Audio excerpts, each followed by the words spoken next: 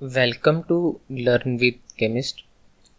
आज हम chapter number 7 start करेंगे, जिसका टाइटल है fundamental principles of organic chemistry. इस चैप्टर में हम ऑर्गेनिक केमिस्ट्री के बेसिक कॉन्सेप्ट्स को स्टडी करेंगे, जो कि हमें फर्दर डिफरेंट कॉन्सेप्ट्स को समझने में हेल्प आउट करेंगे। आज से 200 साल पहले जब कोई भी कंपाउंड डिस्कवर हुआ करता था, तो उसकी जो क्लासिफिकेशन है वो ओरिजिन की बेस पे की जाती थी। Compounds were classified into two categories. First one is organic compounds and second one is inorganic compounds. Organic compounds ऐसे कंपाउंड्स होते हैं जो कि हमें लिविंग ऑर्गेनिज्म से मिलते हैं, like plants and animals. Plants और एनिमल्स से हम ऑर्गेनिक कंपाउंड्स को हासिल करते हैं। अगर ऑर्गेनिक कंपाउंड्स की एग्जांपल की बात करें, हमारे पास फैट्स हैं, हमारे पास प्रोटीन्स हैं, कार्बोहाइड्रेट्स हैं, ये ऑर्गेनिक कंपाउंड्स की एग्जांपल है। दूसरी तरफ जो इनऑर्गेनिक कंपाउंड्स होते हैं वो हम नॉन लिविंग रिसोर्सेज से हासिल करते हैं। उनमें हमारे पास मिनरल्स हैं। मिनरल्स से हम इनऑर्गेनिक कंपाउंड्स हासिल करते हैं, जैसे कि हमारे पास सॉल्ट्स हैं, एसिड्स हैं, बेस हैं, डिफरेंट मेटल्स हैं। ये सारे के सारे इनऑर्गेनिक कंपाउंड्स की कैटेगरी में आते हैं।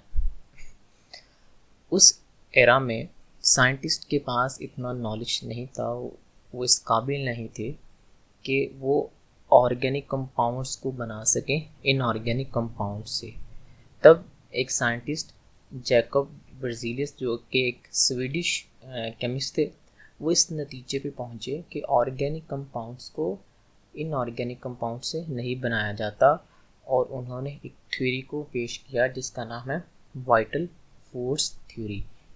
इस थ्योरी में उन्होंने कहा कि ऑर्गेनिक कंपाउंड्स सिर्फ और सिर्फ लिविंग ऑर्गेनिज्म के अंदर ही पाए जाते हैं, और एक मिस्टीरियस फोर्स नेचर में एग्जिस्ट करती है, जिसकी वजह से लिविंग ऑर्गेनिज्म में ही ऑर्गेनिक कंपाउंड्स पाए जाते हैं। उन्होंने वाइटल फोर्स थ्योरी को ऐसे डिफाइन किया: organic compounds are only formed in living organisms under the influence of mysterious force called vital force, and he called that theory vital force theory. काफ़ी अर्से तक vital force theory को पजीराई मिली, बहुत लोगों ने इस थ्योरी को सराहा, लेकिन कुछ अर्से बाद फ्रेडरिक होलर, उन्होंने इस थ्योरी को रिजेक्ट किया और उन्होंने एक ऑर्गेनिक कंपाउंड को बनाया एक इनऑर्गेनिक कंपाउंड से। उन्होंने यूरिया को बनाया अमोनियम साइनाइड से। Here is the formula of ammonium cyanide, which is NH4Cn, and when he heat ammonium cyanide, it converted into urea, which is NH2C double bond O NH. Here is the mechanism of urea formation. Ammonium cyanide दो ions के combination से बनता है। First one is ammonium ion and second one is cyanate ion. Cyanate ion का जो nitrogen होता है वो अमोनियम आयन के हाइड्रोजन पे अटैक करता है और हाइड्रोजन को अमोनियम आयन से एक्सट्रैक्ट कर लेता है। साइनेट आयन का नाइट्रोजन अमोनियम आयन के हाइड्रोजन पे इसलिए अटैक करता है क्योंकि नाइट्रोजन के ऊपर नेगेटिव चार्ज होता है, और जो अमोनियम आयन का जो नाइट्रोजन है उसके ऊपर पॉजिटिव चार्ज है। तो पॉजिटिव और नेगेटिव चार्ज में अट्रैक्शन होती है, जिसकी वजह से साइनेट आयन का नाइट्रोजन अमोनियम आयन के नाइट्रोजन पे अटैक कर उसके हाइड्रोजन को एक्सट्रैक्ट कर लेता है, जिसकी वजह से हमारे पास अमोनियम बनता है, और उसके बाद साइनेट आयन की हमारे पास प्रोडक्ट बनती है।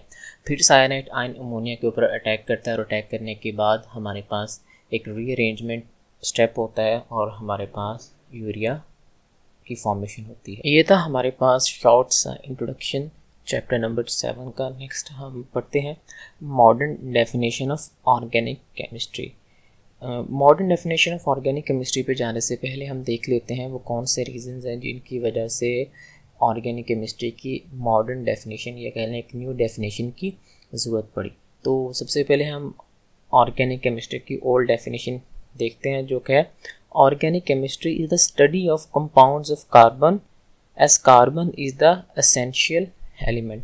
कि organic chemistry basically compounds of carbon की स्टडी है जिसपे कार्बन एसेंशियल एलिमेंट होता है।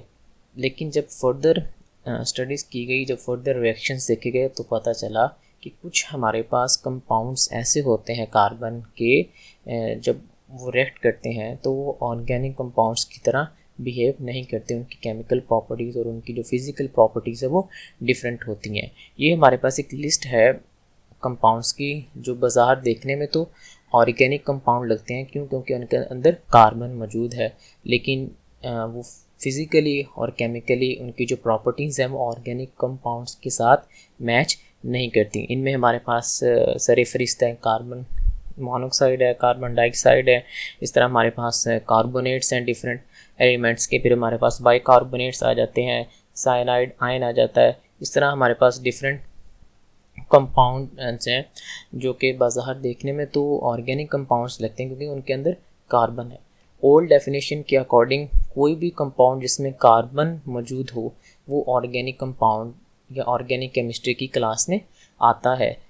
लेकिन कुछ एक्सेप्शंस हैं जो कि अभी हमने देख लिया कि उनकी जो फिज़िकल प्रॉपर्टीज़ हैं, उनकी जो केमिकल प्रॉपर्टीज़ हैं वो ऑर्गेनिक कंपाउंड के साथ मैच नहीं करती। इसलिए हमें एक नई डेफिनेशन की ज़रूरत पड़ी ऑर्गेनिक केमिस्ट्री की, जो कि हमारे पास है organic chemistry deals with the study of compounds of carbon and hydrogen and their derivatives.